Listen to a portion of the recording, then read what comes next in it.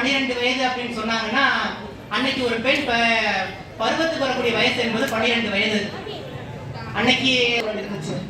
அதனால அன்னைக்கு பருவமடைதல் என்பது 12 வயதா இருந்துச்சு. அந்த 12 வயதுல தான் திருமணம் முடிவு அடையக்கூடிய ஒரு தன்மை இருக்கிறது. அது நம்முடைய உணவு முறைகள்னாலும் தட்பவெப்ப சூழல்னாலும் அப்படி மாறி இருந்துச்சு. குறிஞ்சி பூவை பத்தி சொல்லுவோம். குறிஞ்சி பூ எவ்வளவு நாளைக்கு ஒரு தடவை பூக்கும்? 12 ஆண்டுகளுக்கு ஒரு முறை பூக்கக்கூடிய பகுதிகளில் பூக்கக்கூடியது, மலை பகுதிகளில் பூக்கக்கூடியது. அப்படி மிக உயரமான பகுதிகளில் மலைப்பகுதிகளில் 12 ஆண்டுகளுக்கு ஒரு முறை பூக்கக்கூடிய பூ குறிஞ்சி பூ. எடுத்து வந்து அப்படிப்பட்ட தேன்குறிகள்லாம் சேர்ந்து ஒரு பெரிய தேனடை செஞ்சா எப்படி இருக்குமோ அதுபோல மிகப்பெரிய ஒரு தேனடை என்று சங்க இலக்கியத்தால் அந்த வயது மாறி இருக்கிறது.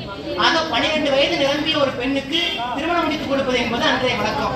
இன்றைக்கு திருமண வயது 18ஆக இருக்கிற நேரத்திலே ஒரு கன்னியை அன்றைய காலத்திலே தானம் செய்த காலத்தினால் கன்னிகா தானம் என்று குறிப்பிடுகிறார்கள்.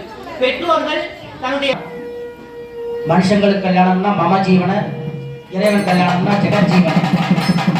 மாங்கல்யம் தந்தனானேன ஜெகஜீவன ஏதனா கண்டே வதனாதுபே ஜீவனதாப்தரம். மாங்கல்யம் தந்தனானேன ஜெகஜீவன ஏதனா கண்டே வதனாதுபே ஜீவனதாப்தரம்.